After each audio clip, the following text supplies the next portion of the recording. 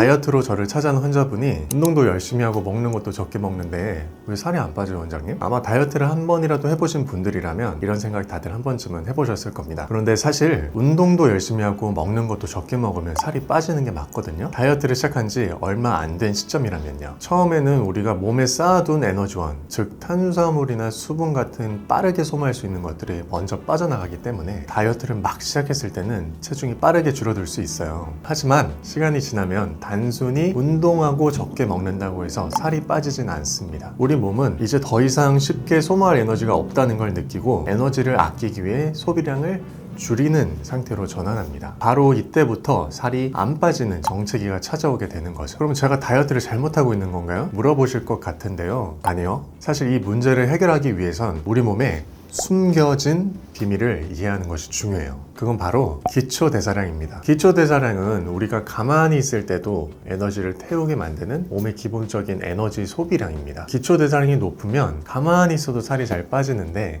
기초대사량이 낮으면 조금만 먹어도 살이 붙는 거죠. 결국 많은 분들이 기초대사량을 이해하지 못했기 때문에 다이어트에 많이 실패하셨던 거예요. 기초대사량을 이해하지 못한 다이어트는요, 우리 옛날에 내비게이션 없을 때 지도 보고 운전했을 때 있죠. 그때처럼 내비게이션 없이 운전하는 느낌입니다. 다이어트라는 목적지에 도착하기가 너무 어려워지는 거죠. 그래서 오늘 영상에서는 다이어트 목적지에 대한 올바른 길을 알려드리려고 합니다. 제가 오늘 소개할 기초대사량을 높이는 과학적인 방법 4가지를 알면 배 터지게 먹어도 살이 알아서 술술 빠지는 경험을 하실 수 있게 될 겁니다. 본격적인 이야기 시작 전에 구독과 좋아요 부탁드리겠습니다. 기초대사량을 높이는 방법을 알기 전에 알고 가야 할 2가지가 있습니다. 바로 체지방과 제지방인데요. 체지방은 많이 들어보셨을 텐데 제지방은 아마 처음 듣는 분들도 있을 것 같아요. 먼저 체지방은 말 그대로 몸에 쌓여있는 지방입니다. 우리가 다이어트를 하면서 제일 미워하는 불청각들이죠. 제지방은 지방을 제외한 나머지 몸의 구성 요소를 말합니다. 근육, 뼈, 물, 장기 등 우리 몸을 움직이게 하는 모든 게 포함돼요. 그래서 쉽게 말하면 체지방은 짐이고 제지방은 엔진이에요. 짐은 줄이고 엔진은 더 강하게 만들어야 차가 잘 나가는 거죠. 그런데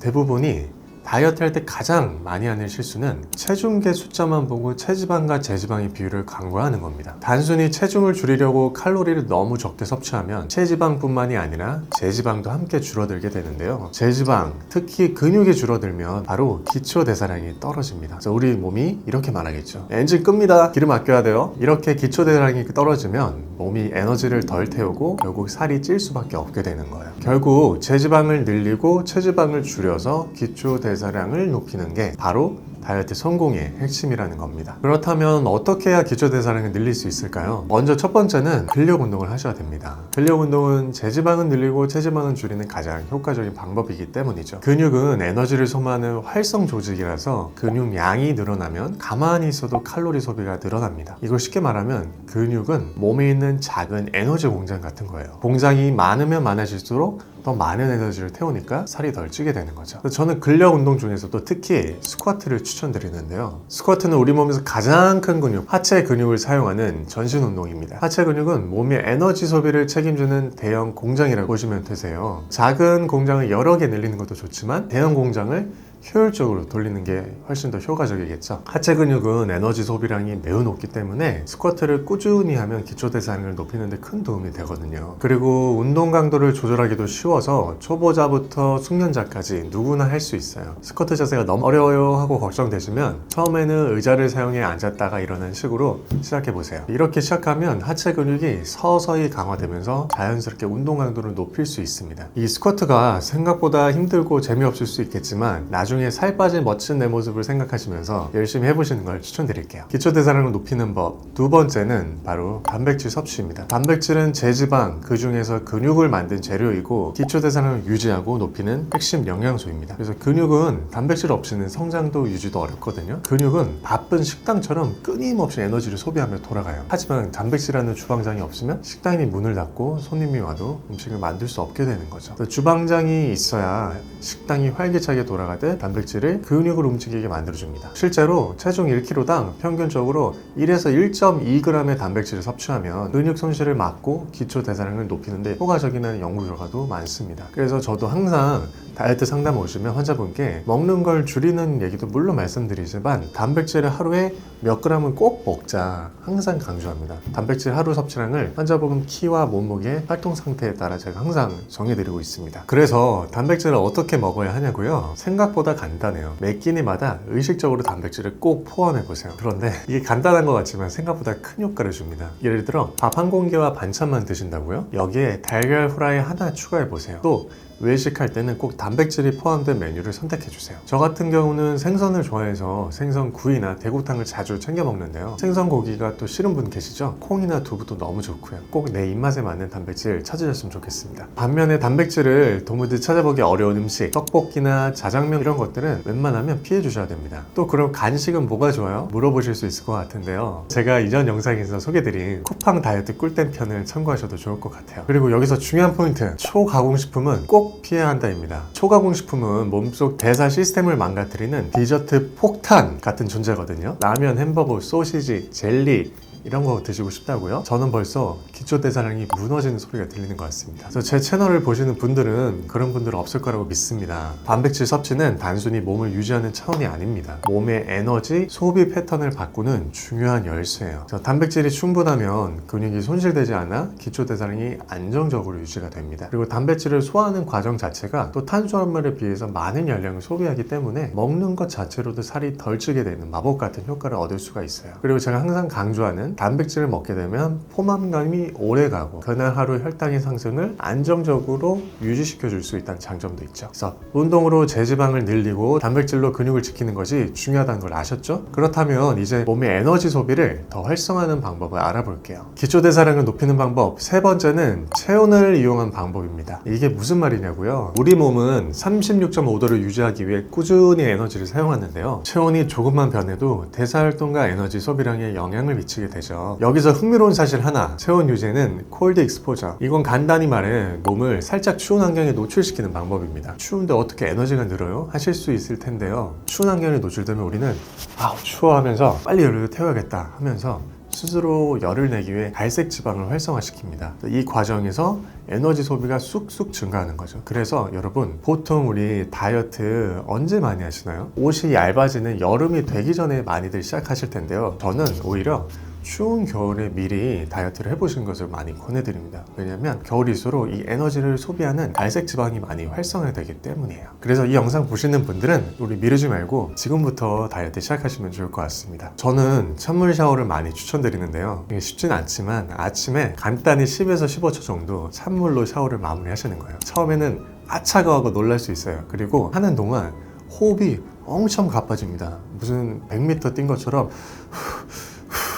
이렇게 돼요. 추운 걸 참기 위해서.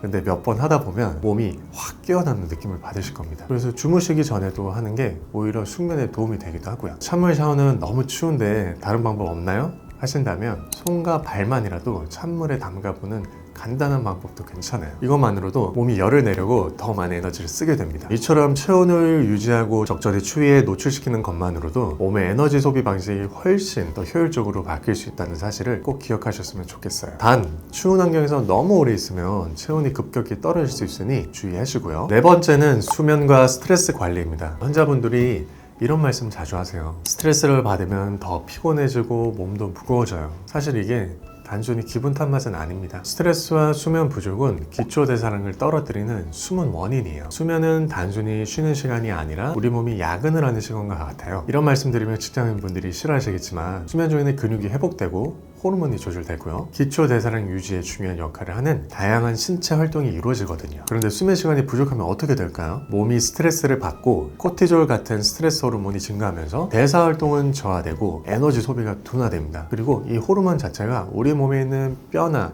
근육, 장기를 구성하는 중요한 구성 성분들을 갉아내는 작용을 하게 됩니다. 그럼 어떻게 해야 스트레스와 수면을 잘 관리할 수 있을까요? 우선 하루 최소 7시간의 수면을 확보하는 게 중요해요. 또 수면 환경을 조금 더 편안하게 만들기 위해서 침실은 어둡고 조용하게 해주시고요. 잠들기 전에 핸드폰은 되도록 멀리 해야 되는 거 아시죠? 적어도 수면 1시간 전에는 멀리 해주시고요. 건강한 의사 김용배만 재빨리 한 편 보시고 이 핸드폰은 되도록 멀리 해주세요. 그리고 스트레스 해소법으로는 간단한 명상이나 심호흡을 추천해드려요. 심호흡이 얼마나 효과가 있을까요 하고 의아해 하실 수도 있는데, 깊게 숨을 들이쉬고 천천히 내쉬는 것만으로 몸이 긴장을 풀고 스트레스 호르몬이 정말 많이 줄어들어요. 제가 아는 한 환자분은 매일 밤 스트레스 때문에 불면증에 시달렸었는데요. 취침 전 가벼운 심호흡과 가벼운 스트레칭을 매일 최소 5분씩만이라도 하도록 말씀드렸어요. 그래서 대부분 그 실천을 안 하시는데 이분은 실천 잘 하셨고 지금은 예전보다 훨씬 더 잠드는 게 나아지셨다고 하셨더라고요. 여러분 뭐 명상까지는 쉽지 않더라도 호흡이라도 한번 해보시면 되는데, 들숨과 날숨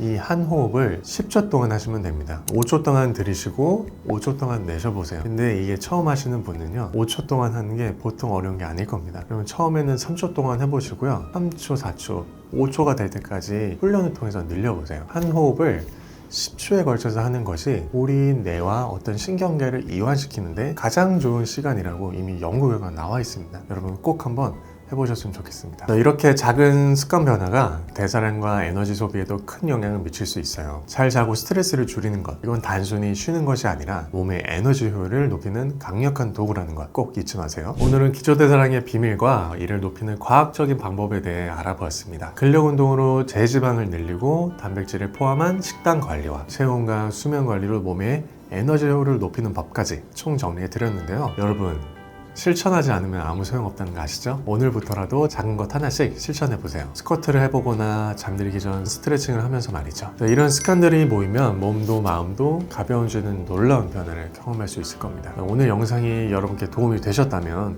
구독과 좋아요, 알림 설정까지 꼭 부탁드리고요. 주변에 다이어트 때문에 고민하시는 분들이 있다면 영상 공유 널리 부탁드리겠습니다. 다음 영상에서도 건강과 다이어트에 대한 더 유익한 이야기로 찾아오겠습니다. 감사합니다.